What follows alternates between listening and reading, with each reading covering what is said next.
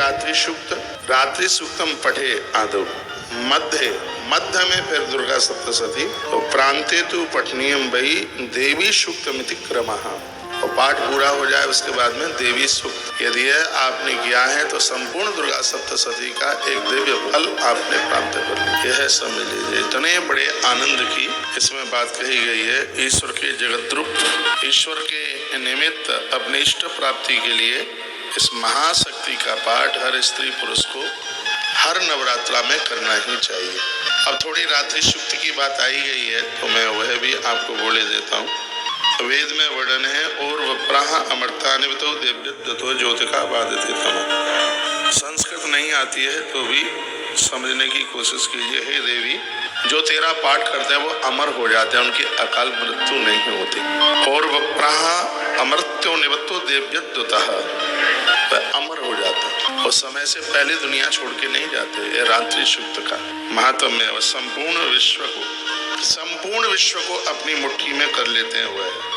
जिस प्रकार से एक लता ऊपर के लिए चढ़ती है, लता कहते हैं बेल, जैसे दीवाल का सहारा पाकर या वृक्ष का सहारा पाकर के लता ऊपर चढ़ जाती है, उसी प्रकार से जो रात्रि सूक्त का पाठ करते हैं माँ भगवती के सहारे वो एक बहुत बड़ी ऊंचाई को प्राप्त कर लेते हैं। जैसे दीवाल का सहारा पकड़ करके बेल लता नीचे नहीं गिरती, जिसने माँ का सहारा लिया है वो नीचे नहीं गिर सकता। उनकी तरक्की होगी, उनका उत्थान होगा। समझने की कोशिश कीजिए। मैं रात्रि सूक्त की कुछ व्याख्या आपके बीच में कर रहा हूँ। बड़े अद्भुत ये मंत्र हैं और मुझे रात्रि सूक्त बहुत प्रिय है। यदि कोई रात के समय में रात्रि सूक्त का पाठ करता है, रात्रि सूक्त का पाठ करे और लाल कनेर महादेवी के ऊपर चढ़ा दे, एक पाठ पर एक कनेर, पूरी दुनिया के दुश्मन परास्त हो जाए। आपका मुकाबला नहीं कर पाएगा कोई, दुश्मन भी आपकी बढ़ाई करेंगे। ये उनके लिए रात्रि सूक्त बताया जाता है। जिन घरों में